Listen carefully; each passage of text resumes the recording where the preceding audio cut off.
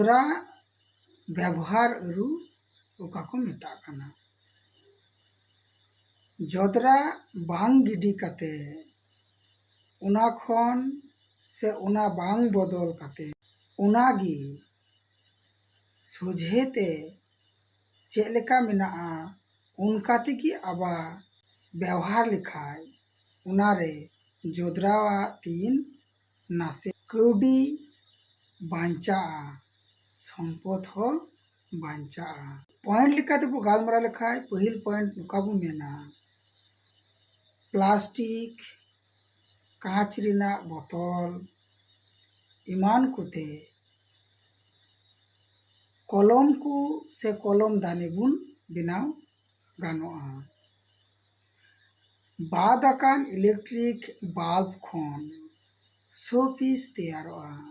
तीसरा दो हुयुग कना मारी खबर कागज रेना हिस्से खन से खबर कागज खन ठुंगा बनाव गानोआ। मारी खबर कागज खन आरहों गाती गुतुई लेकाना ओड़ा को बिनाव गानोआ जहाँ दो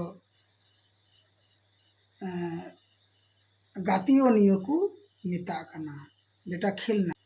एलांग बिजली से जहाँ थर्मल पावर को मेता कना उना खन बादों कान कोयला रेना तरज आर छाले को बांग गिडी कते उना रेदो सीमेंट से इट बिनाव गानोआ।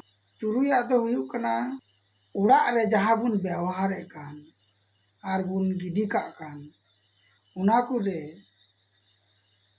चासो क्षेत्र जोदरा लेका व्यवहार गानोआ जियली गैस को मेता कना।